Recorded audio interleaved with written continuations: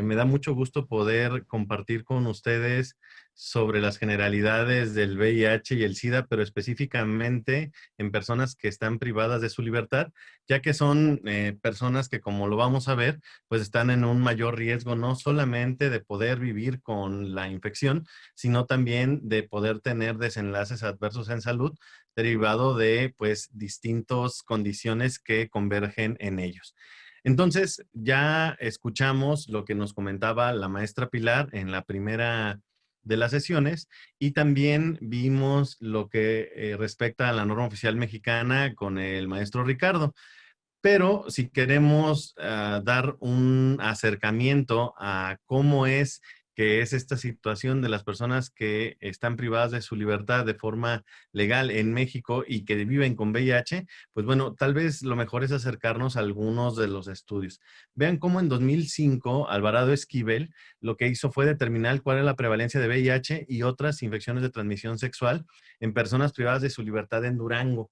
Entre las infecciones que él quería determinar cuál era esta exposición, pues buscó hepatitis A, hepatitis B, VIH y también hepatitis C. Y quiero que vean el número de personas que eran reactivas a anticuerpos para el virus de la hepatitis A.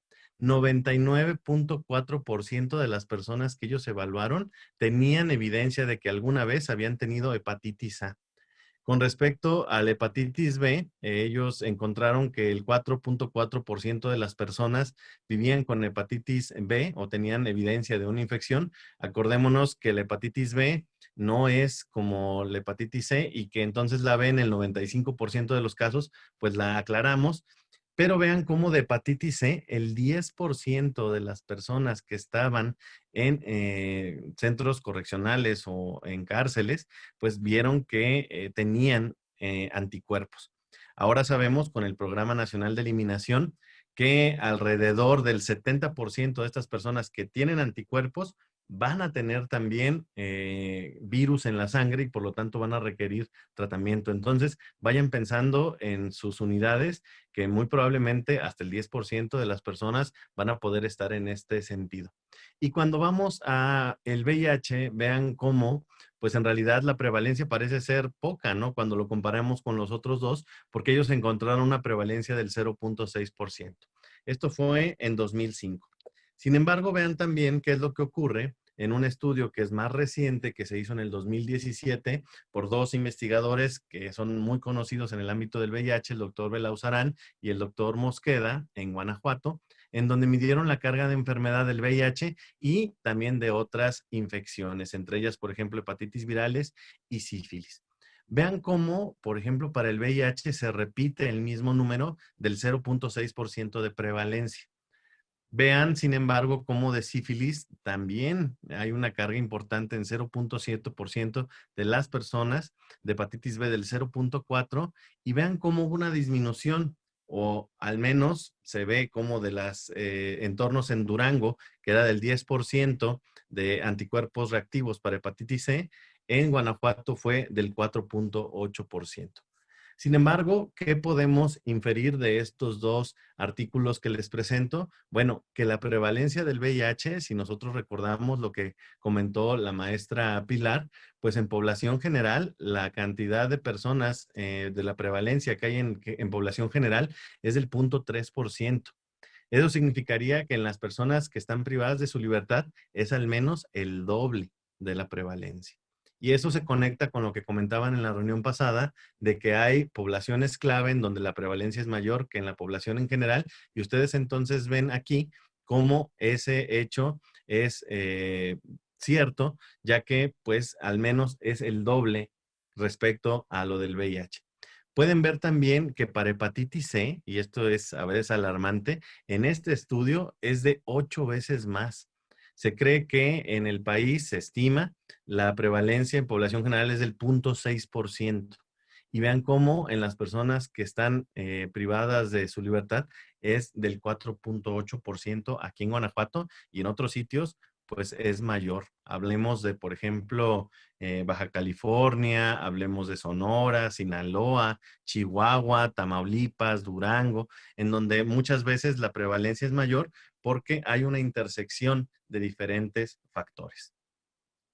Pero entonces, como la maestra Pilar nos decía, pues, ¿cuántas personas o por qué es importante que hablemos de esto? Más allá de las recomendaciones que se hayan hecho para que ustedes tengan este conocimiento, pues es que en realidad es un tema que es actual, es un tema que es vigente y que podemos prender la televisión, escuchar el radio, entrar a internet y vamos a encontrar COVID y sus nuevas variantes, vamos a encontrar en Pox, y sin embargo, infecciones que están todavía causando una gran carga de enfermedad, sufrimiento, muerte y nuevas infecciones, pues a veces parece que las dejamos de lado y vean cómo tan solo a finales del 2023, casi 40 millones de personas vivían en el mundo con el VIH.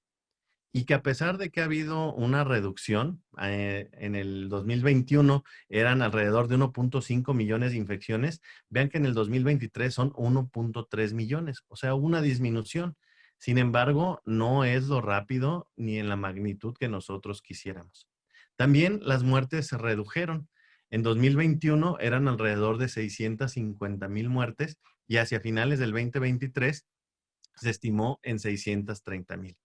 Sin embargo, pues ya se los comentaba el maestro Ricardo, pues tenemos en este momento tratamientos altamente efectivos, tenemos prevención combinada en donde utilizamos métodos de barrera como los condón, lubricante base agua, tenemos PrEP, tenemos PEP, y aún así el que las personas sigan adquiriendo esta infección y más que nada que sigan muriendo por una infección que puede ser prevenible y tratada oportunamente, pues es algo que es sumamente doloroso y que no nos deberíamos de permitir. Y vean cómo desde el comienzo de esta epidemia, alrededor de los inicios de los años 80, pues 90 millones de personas adquirieron este virus. Y si en este momento hay 40 millones de personas que viven con él, pues eso nos quiere decir que alrededor de unos 50 millones de personas lamentablemente han perdido la batalla contra esta infección. Y el responsable no es más que este virus que ustedes pueden ver, que tiene la característica única de que es uno que se le llaman retrovirus. Y retrovirus tiene que ver con que el dogma principal de la genética, si ustedes se acuerdan, es que una hebra de ADN codifica ARN mensajero y posteriormente en los ribosomas se convierte en proteínas. Los retrovirus lo que hacen es que violan por completo ese paradigma, ese dogma, y entonces ellos, en lugar de tener ADN, lo que tienen es ARN. Y ustedes pueden ver que lo que está ejemplificado aquí como dos círculos de color rojo son enzimas, proteínas, que lo que hacen es que al momento de que el virus llega a sus células blanco, que en este caso son los linfocitos T, que son los que coordinan la respuesta inmunológica frente a infecciones.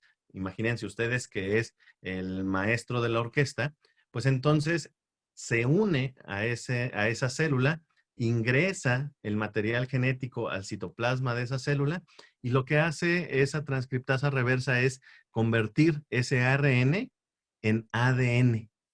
Y posteriormente, con esa otra enzima que ustedes pueden ver aquí en color azul, que se llama la integrasa, viaja hasta el núcleo de las células nuestras y entonces lo integra.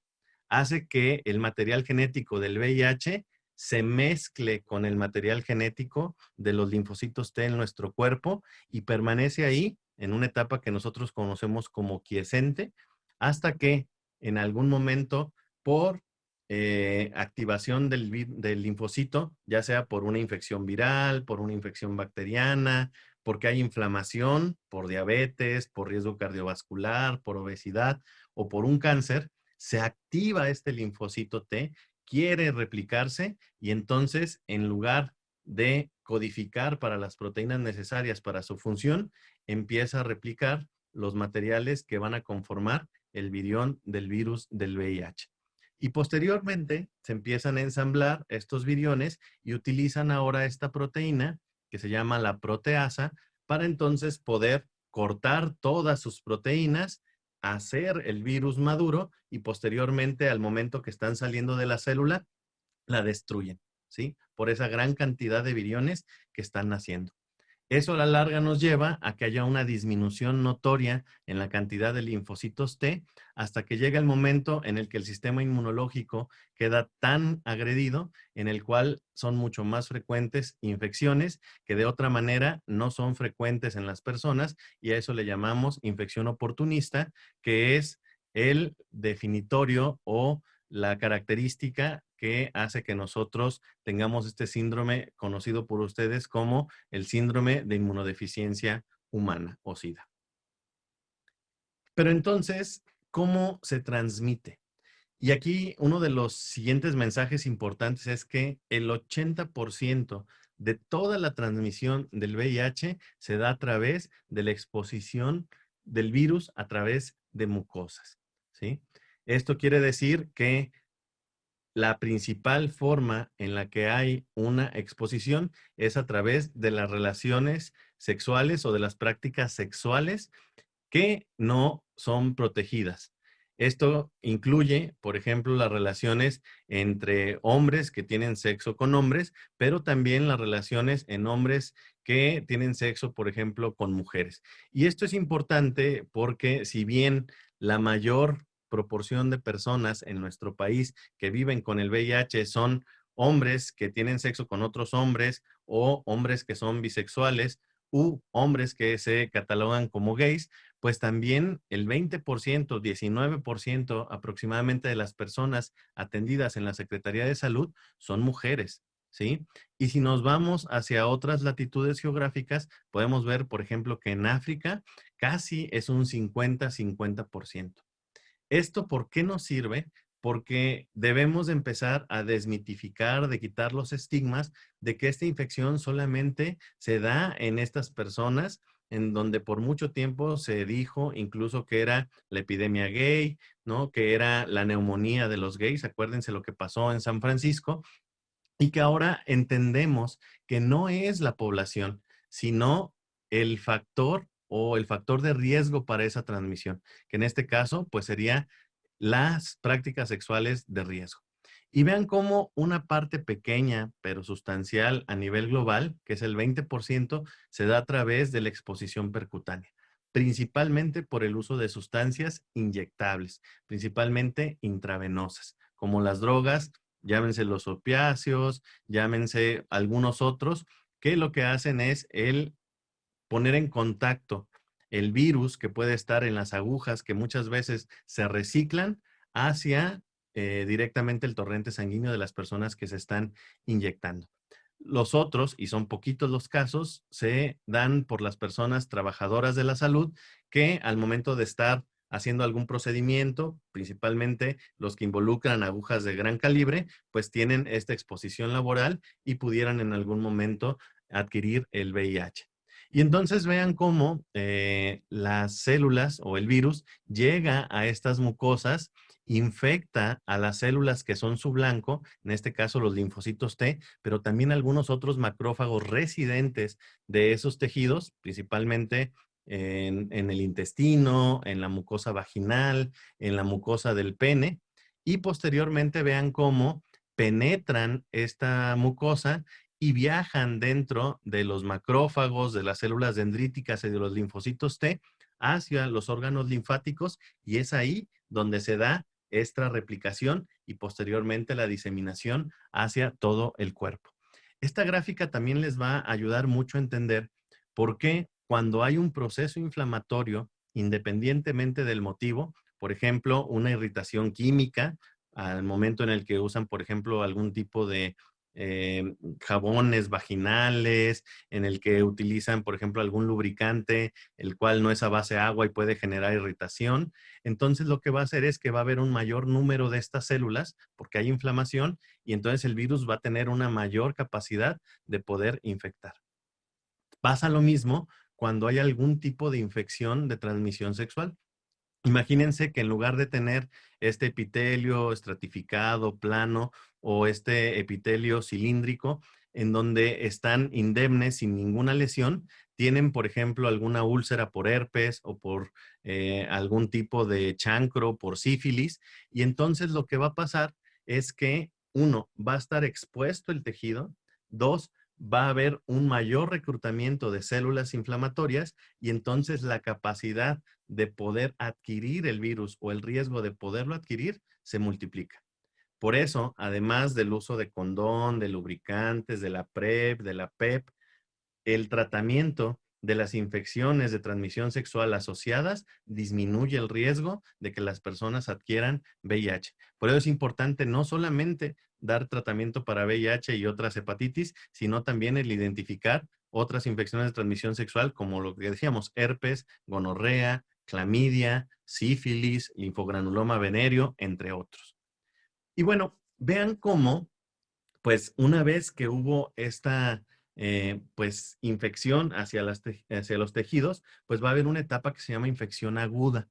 Y esto no ocurre en todas las personas, pero sí casi en 7 de cada 10 personas. Y es una enfermedad muy sintomática, que es transitoria y que se asocia a una gran cantidad de virus que se están replicando. A eso lo conocemos como síndrome retroviral agudo o síndrome de infección aguda por el VIH. Se da casi siempre entre la adquisición del virus y cuando ya hay una seroconversión, ¿sí? Cuando ya tenemos anticuerpos. Y ahí, en esta fase, es más probable que nosotros podamos detectar RNA, aunque en algunos casos, pues también se podrían detectar anticuerpos en sangre de estas personas. ¿Y qué es principalmente lo que se da en este síndrome de retroviral agudo? Pues son síntomas generales, ¿sí?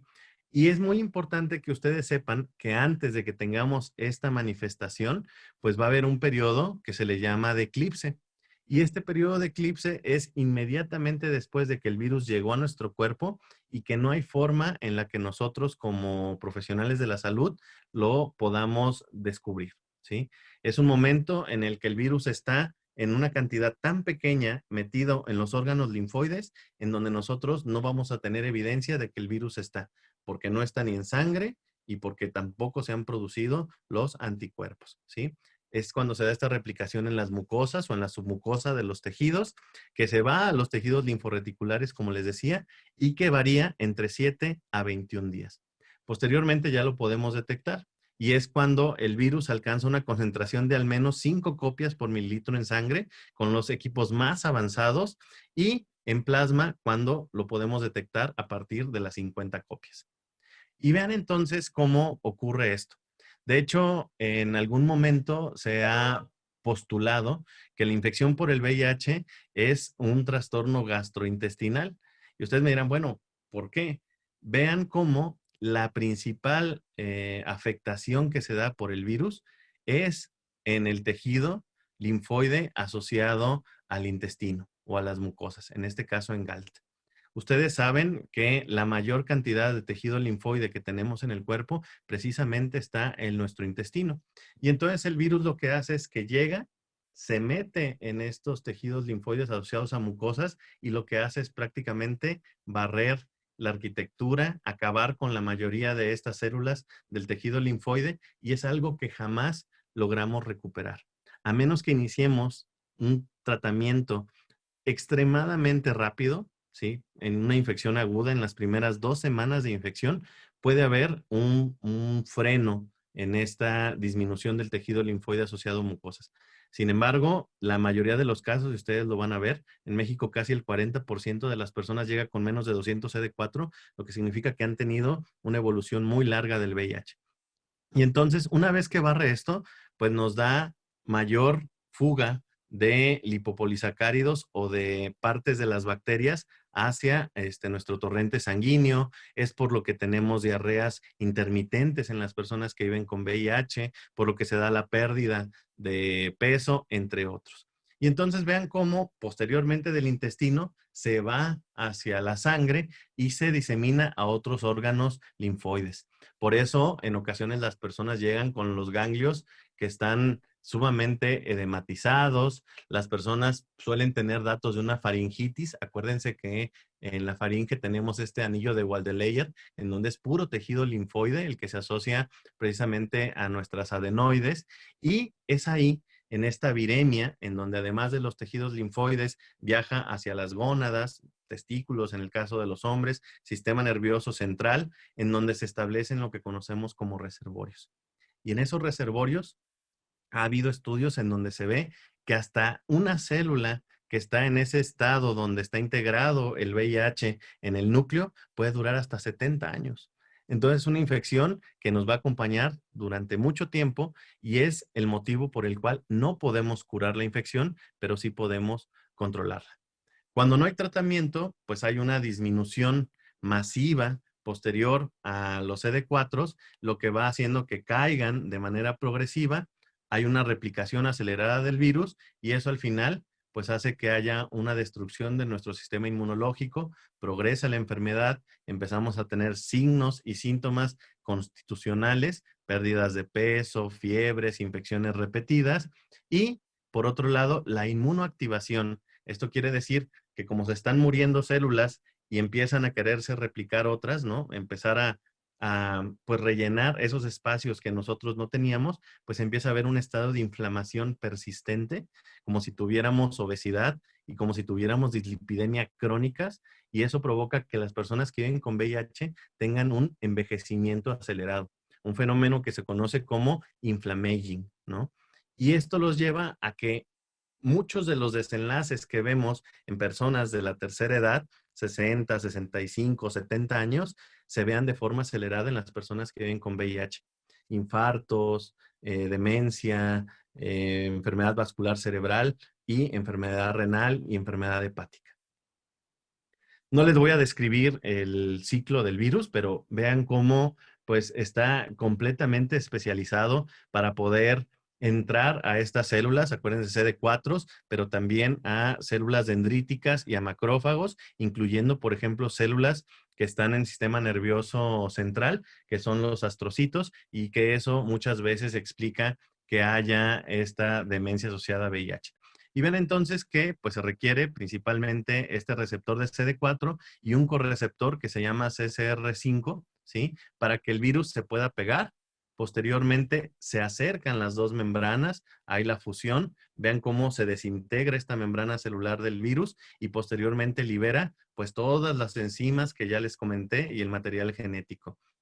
La proteasa, la transcriptasa reversa, provoca que este material genético de ARN se convierta en ADN, viajan hacia el núcleo en algo que se llama complejo de integración, y en el núcleo, a través de la integrasa, pues se une hacia nuestro material genético. Vean cómo se ve aquí el provirus latente y que posteriormente, cuando hay alguna activación por este linfocito T, por una infección o por algo, pues entonces se empieza a transcribir otra vez el virus hasta que sale y rompe la membrana celular del linfocito T y eso lleva a la apoptosis y destrucción celular. Y vean cómo en cada uno de estos pasos, y eso era importante que lo comentáramos, pues hay medicamentos que justo lo que están haciendo es detener los diferentes procesos en los cuales el virus tiene participación para evitar que se replique y con ello que la persona no tenga esta disminución de los linfocitos CD4. Y entonces aquí entramos a lo que es el síndrome retroviral aguda. Comentábamos que es esta fase inmediatamente posterior al contagio, en donde ustedes van a poder tener RNA viral y el P24 detectables, y es muy raro que encontremos anticuerpos, porque principalmente estas manifestaciones se dan por una carga viral desmedida. Y entonces el cuerpo lo que hace es aumentar la respuesta inflamatoria a través de aumentar interferón, interleucinas y la actividad de los linfocitos NK. ¿Y eso cómo se presenta? Bueno, pues se presenta con un rash, con un exantema, ¿sí? Que muchas veces podemos confundir con una intoxicación alimentaria, porque acuérdense que como también llega a intestino y hay diarreas, pues las personas pueden llegar con diarrea, dolor abdominal, fiebre, este exantema, faringoamigdalitis, algunas veces llegan con datos de encefalitis y también con dolor en los músculos, como si fuera un resfriado. Y por ello, esto es tan importante que ustedes lo sepan, porque en las personas que ustedes vean que tienen factores de riesgo o que pertenecen a una población clave que se presenta con estos síntomas, pues entonces dentro de los diferenciales deben de tener la mononucleosis, ¿sí? Acuérdense, esta enfermedad por Epstein-Barr, en la cual hay también adenomegalias, hepatoesplenomegalia, las personas tienen fiebre, tienen artralgias, mialgias, pero que se da principalmente en jóvenes, ¿no? La famosísima enfermedad del beso. También la faringoamigdalitis, por lo que les comentaba de esta inflamación en el anillo de Waldeleier que tenemos en la garganta, o también cuando llega al sistema nervioso central, pues la meningitis o la encefalitis. Y pueden ver en su lado derecho, pues la proporción de los diferentes síntomas, en donde ustedes pueden ver cómo predominantemente hay fiebre, mialgias, fatiga y en algunos casos, pues ya la faringitis. Mensaje, pues esto se parece mucho a muchas de las enfermedades que ustedes ven y que catalogamos a veces como gastroenteritis aguda, como infección de vías respiratorias alta, y por eso es tan importante que ustedes como médicos pues tengan en cuenta que pudiera ser VIH si está en el contexto adecuado. Segundo mensaje muy importante, ante estas sintomatologías en una persona con factores de riesgo o población clave, una prueba de VIH. Y bueno, vean cómo las diferentes etapas que nosotros tenemos de la infección se relaciona a pruebas de laboratorio que vamos a tener positivas. Vean cómo en lo que llamamos eclipse, pues ustedes imagínense, no podemos ver nada en el eclipse y que dura alrededor de 11 días, en donde ni siquiera la carga viral va a estar positiva. Posteriormente, ya en la etapa 1, esto es una infección por VIH muy, muy aguda, pues solamente tenemos RNA o carga viral. Pero la verdad es que, pues, el encontrar una persona en esta etapa es dificilísimo, a menos que esté en un estudio de investigación en donde, por ejemplo, le estén dando PrEP, le estén dando seguimiento, ¿no? De manera mensual y en algún momento detecten que esa persona empieza con datos de un retroviral agudo y le tomen la carga de RNA o les comente que se expuso, le toman la carga y está reactiva con todo lo demás negativo, ¿sí? Pero les digo, es muy raro. Empezaríamos nosotros a encontrar personas a partir de la etapa 2 en adelante. La etapa 2 es cuando encontramos un pedacito del virus, que es el P24, que eso nos marca que hay una infección aguda y ustedes lo pueden determinar en estas pruebas de antígeno-anticuerpo, que se les llama de cuarta generación, y pueden ver que ya a partir de la etapa 3, pues bueno, ya podemos encontrar tanto el P24 como también los anticuerpos IgM de las pruebas rápidas. Y lo único que quiero que ustedes vean también es un, pues, voy a decirlo, bueno, así, error que todavía estamos arrastrando en nuestros documentos normativos y es, por ejemplo, el uso del Western Blot. El Western Blot sirve, es una estrategia que se puede utilizar, por ejemplo, en casos muy particulares, pero vean cómo, ¿sí? Se tarda hasta 88 días en poder ser reactivo y en poder tener, por ejemplo, el P31 se tarda mucho más de estos 88 días.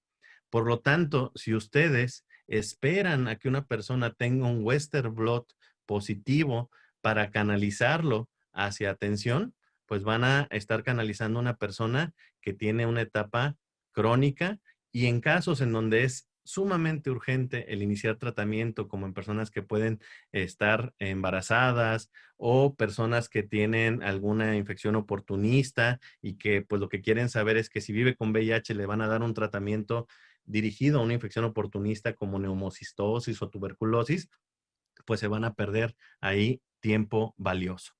Y en esta solamente era para que ustedes vean cómo pues se van dando de acuerdo a los días desde el inicio de esta infección, cómo van a ir teniendo los diferentes anticuerpos, cargas virales y antígenos reactivos. Esta presentación la van a tener para que posteriormente la puedan ver. Y con respecto a la evolución o la progresión de la enfermedad, vean cómo de tener nuestros linfocitos TCD4 en un número adecuado, alrededor de 1200, ocurre esta infección primaria y vean cómo va esta relación inversamente proporcional entre los CD4 y la carga viral. Vean que llega un momento, después de que hubo este síndrome por VIH agudo, retroviral agudo, donde les decía que era una carga viral sumamente alta, en donde está habiendo una infestación del virus del VIH, los linfocitos T y los está destruyendo, pues entonces hay una caída muy notoria del número de CD4.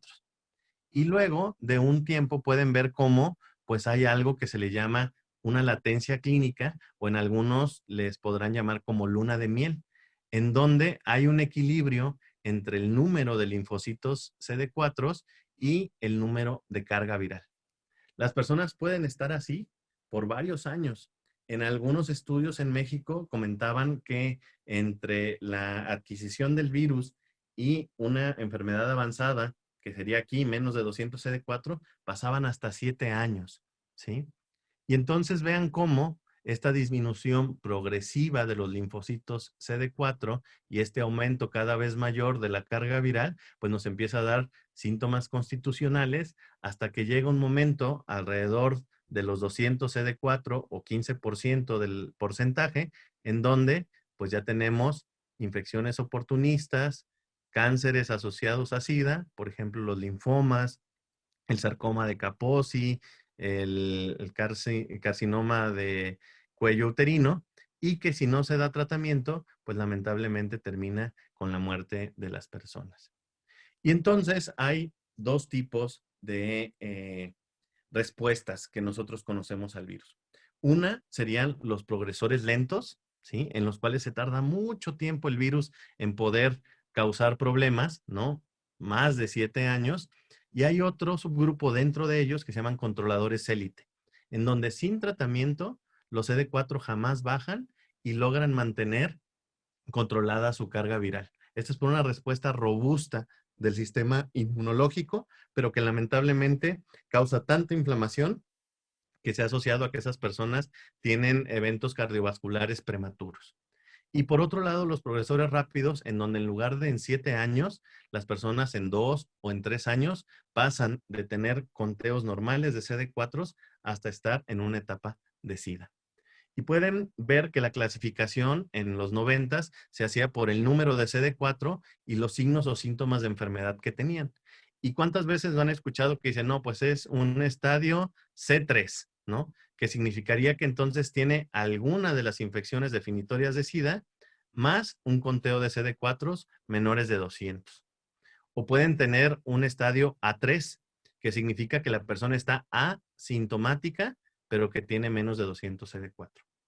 O podría estar en un estadio B, que son un listado de patologías en donde, por ejemplo, pueden ser que nada más tiene ganglios linfáticos, adenopatías, y puede ser un B3, adenopatías con menos de 200 CD4. Entonces, la mezcla de los niveles en el conteo de CD4 y los síntomas de la enfermedad les van a servir para clasificar a las personas. Y bueno, ¿qué pueden hacer ustedes para dar una atención adecuada a las personas que tienen, en este caso, VIH bajo su cuidado? Bueno, lo más importante, como se comentaba, es iniciar primero estrategias para detectar que esa persona puede tener VIH. ¿Y cómo se va a dar? Bueno, pues tienen pruebas de antígeno anticuerpo, que son las de cuarta generación, o de anticuerpos, aunque sabemos que se van a tardar más para poder hacer la detección. Y si ya van a hacer un piquete y obtener sangre para ver VIH, pues también pueden hacer para tuberculosis, para sífilis y para hepatitis virales. Preferentemente C y también B, pero pues si nada más tienen C, pues habría que hacer para C. También es muy importante la profilaxis. Ya se comentaba el uso de los condones. Hay estudios en donde ven que las personas cuando ingresan hacia estos centros de readaptación, centros penitenciarios, cae la mitad el uso de los condones. Entonces es importante como parte de estas medidas de prevención que además se les pueda dotar de condones. También sería importante el identificar a través de la Dirección de Prevención y Participación Social si es posible que puedan tener estrategias como PEP, profilaxis post-exposición, y PrEP, profilaxis pre-exposición. con todas las dificultades y características propias que hay en entornos como en los que ustedes laboran, pero que es una actividad y una opción, intervención, que disminuye la cantidad de nuevos casos. Y finalmente, cuando ya encontramos que esta persona vive con VIH, pues iniciar terapia antirretroviral lo más pronto que se pueda. Y es algo que comentaban también en la sesión pasada. Vean cómo las personas ahora que viven con VIH, pues logran controlarse, pero además tienen otra serie de enfermedades que nosotros también debemos de tratar. Vean que hasta el 20% de las personas que viven con VIH tienen enfermedad cardiovascular. Y esto va aumentando conforme va aumentando la edad de las personas y también con el tiempo que tienen viviendo con VIH. No es lo mismo una persona que tiene 60 años y adquiere el VIH a una persona que tiene 20 y que vive 40 años con el virus, ¿sí? Entonces van a tener mayor prevalencia de dislipidemia, hipertensión, insuficiencia cardíaca, evento vascular cerebral, pero vean también cómo hasta el 50% suele tener datos de hepatitis, ¿sí? Y cómo también las hepatopatías, por ejemplo, la cirrosis por uso de alcohol, por hígado graso, se da hasta el 5.6%. Diabetes en el 11% y enfermedades mentales hasta en el 22% de los casos. Vean cómo los motivos de ingreso hospitalario por VIH siguen siendo importantes, pero vean también cómo los motivos de ingreso no asociados directamente al VIH están cobrando cada vez más terreno. Trastornos del estado de ánimo, el abuso de sustancias, principalmente alcohol y tabaco, otros como la esquizofrenia, cada vez comienzan a tener una mayor participación. Y entonces, el tratamiento antirretroviral, al tratamiento que se le conocía antes como altamente activo, pues es la combinación de medicamentos, al menos dos actualmente, para que entonces el objetivo sea que la carga viral no la tengamos detectable o que sea menos de 50 copias. Con esto se evita la progresión de la enfermedad y recuperamos los linfocitos TCD4 y con ello mejoramos la calidad de vida de las personas. Y ha habido pues muchos avances, ¿no? Desde los primeros reportes que yo les comentaba aquí de la neumonía por neumocistis en Los Ángeles, ¿no? Que fueron los que nos llevaron a identificar a esta nueva infección, hasta la triple optimización del tratamiento en nuestro país, que ha hecho que las personas pues ahora solamente tomen una sola tableta y que en realidad tengan desenlaces muy buenos. Y esta ha sido pues la evolución. Antes las personas tomaban hasta 16 tabletas al día y ahora las personas, la mayoría de ellas, con una sola tableta pueden controlar su enfermedad, ¿sí? Son más potentes, tienen una barrera genética más alta, tienen menos reacciones adversas y menos interacciones. ¿Y cómo es que pasa esto? Pues bueno, imagínense que todo lo que dice WT, ¿sí? Son virus que no tienen resistencia a ningún medicamento y los que tienen R1, R2 y R3 son resistentes a la droga 1, a la droga 2 y a la droga 3.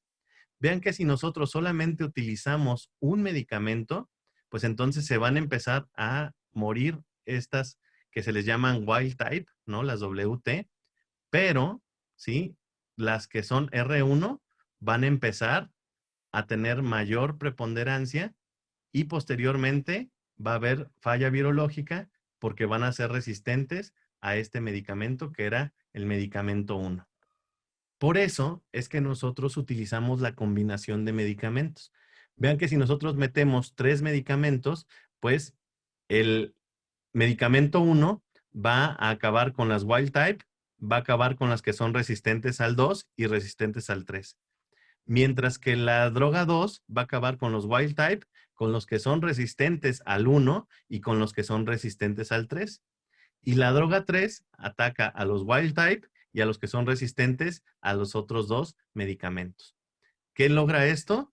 Pues que ninguna de las especies o cuasi especies del virus logre generar resistencia a los 3 medicamentos y que por lo tanto tengamos una carga viral por abajo de las 50 copias.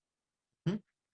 Cuando no ocurre esto, pues nosotros vamos a decir que hay una falla viral, que es cuando tenemos arriba de 200 copias. O también podemos tener algo que se le llama blip, que es que sube esta carga viral, casi siempre menos de 1000 copias, y que posteriormente vuelve a estar indetectable. Y el control virológico, pues son estas personas que persistentemente tienen menos de 50 copias. Y decirles solamente que están en un excelente momento porque resulta que cada vez tenemos pues más medicamentos que nos sirven tanto para la profilaxis como para el tratamiento, y que esa caja de herramientas pues cada vez se está haciendo más grande y nos está dando la facilidad de poder tratar y de darles una mejor calidad de vida a las personas. Es muy probable que en los siguientes años, esperemos que meses, pero que haya incluso medicamentos inyectables que se puedan estar dando cada 6 meses y que con ello las personas logren el control virológico o que tengan una profilaxis adecuada. Y lo comentaban en la sesión pasada, es importante que el tratamiento se centre en las personas y en las necesidades que tienen. Vean cómo, a pesar de que las poblaciones clave son menos del 5% de la población mundial que vive con VIH, pero ellos y sus parejas constituyen el 70% de las nuevas infecciones por VIH. Eso es lo importante de poder centrarnos en ellos. Y que ya los comentaron, son trabajadores sexuales, personas que se inyectan drogas, son personas que se dedican al trabajo sexual, personas privadas de su libertad. Y vean cómo, pues en nuestro país, pues la mayor parte de las personas está con una sola tableta, que como les decía, tiene menos reacciones adversas, tiene menos interacciones y tiene una mayor potencia para disminuir el virus. 87% de las personas tienen una tableta única y el 73% inhibidores de integrasa. Y entonces, ¿qué deben de hacer ustedes? Pues bueno, centrarse en la persona, ver cuáles son sus necesidades de acuerdo al sexo asignado al nacer, a su edad. No va a ser lo mismo los adolescentes a las personas adultas mayores o los niños. También las comorbilidades. Hay que ver que no haya interacciones o que haya reacciones adversas que se vayan a sumar por la polifarmacia. Tienen que ver con infecciones. Han visto que es mucho más prevalente las hepatitis y tuberculosis y la sífilis. Y entonces hay que tener cuidado, tratarlas y ver que no haya interacciones. Que se acople a su estilo de vida, ¿no? No le vamos a dar algo que se tiene que refrigerar si no está en su casa o si está en situación de calle, ¿no? Y finalmente las preferencias, que es importante que en ocasiones nosotros como profesionales de la salud, pues nos demos ese tiempo. Y ya casi para terminar, solamente quiero presentarles que casi un 20% de las personas atendidas en la Secretaría de Salud tiene arriba de 50 años. Eso quiere decir que está envejeciendo la población que vive con VIH. Y también un dato muy importante, a veces en quienes más se nos pasa ofrecer una prueba de VIH es a las personas de la tercera edad. Pensamos que ya no tienen factores de riesgo y en ocasiones, como no les ofrecemos esta prueba, los encontramos ya hasta que tienen una enfermedad muy avanzada. Entonces hay que ofrecer esta prueba a todas las personas. Con respecto a la diversidad, vean que sí, seguimos teniendo una mayor cantidad de hombres como sexo asignado al nacer que están en tratamiento, pero vean cómo las mujeres representan casi el 20% y que ellas tienen sus necesidades propias. El tratamiento es muy efectivo. Pueden ver cómo 89% de las personas en la Secretaría de Salud están controladas y el 11% restante, bueno, aún no han iniciado el tratamiento o son personas que tal vez están en falla. Pero entonces, estos 95% que comentaban en la sesión pasada como metas, pues en realidad son objetivos que podemos lograr. Estamos muy cerca de poder lograr estos objetivos. Y con esta diapositiva termino, y es decirles entonces que ya saben entonces detección, prevención, y que al momento de dar tratamiento, pues entonces ustedes deben de tener en cuenta a la persona. Prevenir y tratar otras condiciones como obesidad, diabetes, hipertensión, el riesgo cardiovascular y el deterioro cognitivo. Y esto es muy importante porque al final las personas que viven con VIH, muchas veces su principal problema ya no es la infección, sino todas las comorbilidades que hacen que se deteriore su calidad de vida. Y con esto terminamos. Acuérdense que indetectable es intransmisible o como comentan ahora, indetectable, pues es un riesgo cero de transmisión y que ahora si encontramos a tiempo a las personas, podemos ofrecerles una calidad de vida adecuada. Y con eso termino y les agradezco muchísimo por su tiempo.